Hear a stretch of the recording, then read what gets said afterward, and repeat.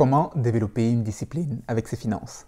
Bonjour, je suis Cédric Zongo et si vous posez la question à savoir comment développer une discipline avec ses finances, pour par exemple épargner plus régulièrement, investir ou éviter de tomber dans certains pièges d'achat qui pourraient nuire à vos objectifs, ben, vous vous posez une excellente question parce que la plupart de ceux qui ont étudié les personnes qui réussissent, et je pense particulièrement à Albert Gray, la plupart de ceux qui ont fait ces études se sont rendus compte que l'une des habiletés fondamentales qui distinguait les personnes qui réussissent des autres, c'était que les personnes qui réussissent avaient appris à développer cette habileté de la discipline.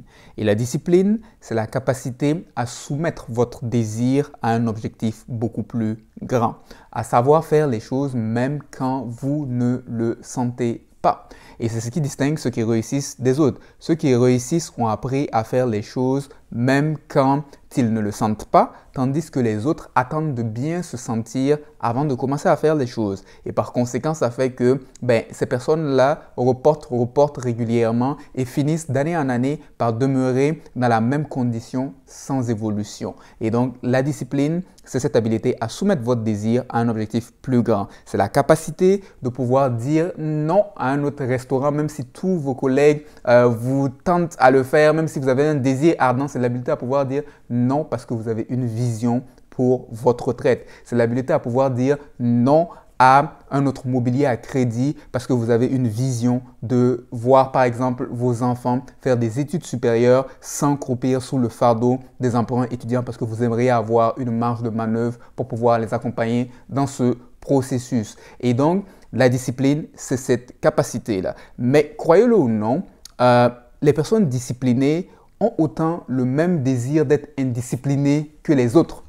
Mais qu'est-ce qui fait qu'ils s'astreignent en fait à cette contrainte-là de vivre une vie disciplinée? C'est parce qu'ils ont un objectif beaucoup plus grand, un objectif puissant, un objectif qui les appelle, qui est assez puissant pour faire en sorte qu'ils sont capables de soumettre ce désir. Qu'est-ce qui fait que des athlètes sont prêts à avoir la discipline de passer par de longs entraînements? C'est parce qu'ils ont en vue quelque chose. Qu'est-ce qui fait que certaines personnes ont la discipline de faire un suivi régulier de leurs dépenses, d'épargner régulièrement? C'est parce qu'ils ont en vue la possibilité de quitter un jour, par exemple, leur emploi et d'entreprendre leur véritable passion, de démarrer leur entreprise. Parce qu'ils ont en vue, par exemple, la possibilité de pouvoir travailler moins d'heures et passer plus de temps avec leur famille. C'est parce qu'ils ont quelque chose en vue.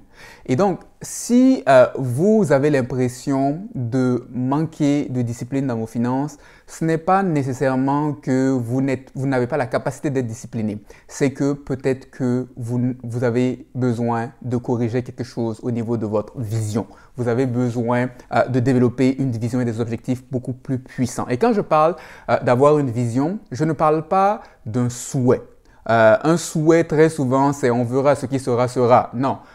Un souhait va se convertir en une vision lorsque vous le formalisez concrètement et que vous êtes prêt à payer un prix pour cela. Autrement, ça reste un souhait et rien ne change avec un souhait.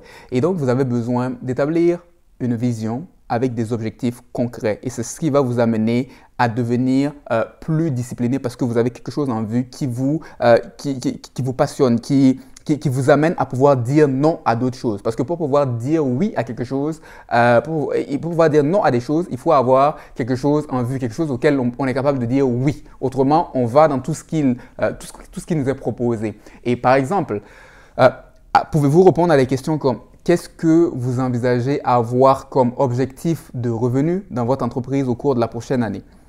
Combien est-ce que vous aimeriez pouvoir rembourser en termes de dette d'ici la fin de l'année?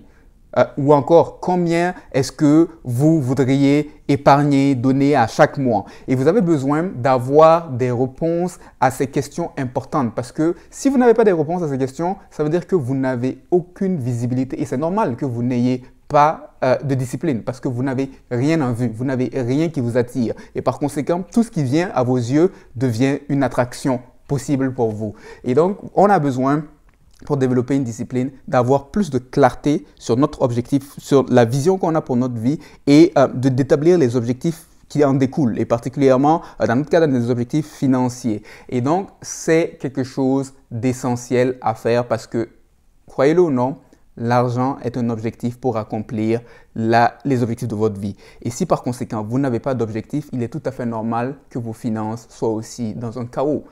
Une vision conduit à de la clarté dans les finances. Et donc, pour développer plus de discipline, asseyez-vous, prenez du temps et posez-vous la question, qu'est-ce que je voudrais réaliser de ma vie concrètement?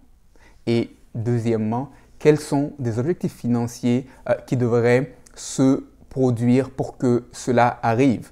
Et pour la prochaine année, pour les prochains 12 mois à venir, concrètement dans différentes facettes de mes finances, que ce soit au niveau de mes revenus, que ce soit au niveau des emprunts, que ce soit au niveau de l'épargne, de la générosité, etc. Qu'est-ce qui devrait se produire? Et une fois que vous avez ces choses en vue, que vous avez plus de clarté et des objectifs qui sont suffisamment puissants pour vous attirer, en ce moment, vous allez voir que cela deviendra plus facile pour vous de pouvoir vivre cette vie disciplinée. Il y aura des challenges, mais parce que vous avez quelque chose auquel vous avez choisi de dire oui, il sera plus facile de dire non à d'autres choses. Et donc, allez et faites cet exercice et j'espère que cette capsule vous aura aidé. Et si vous avez des questions que vous aimeriez me voir répondre, cliquez sur le lien en dessous de la vidéo et soumettez-moi vos questions et ce sera un plaisir de pouvoir répondre aux questions qui sont posées.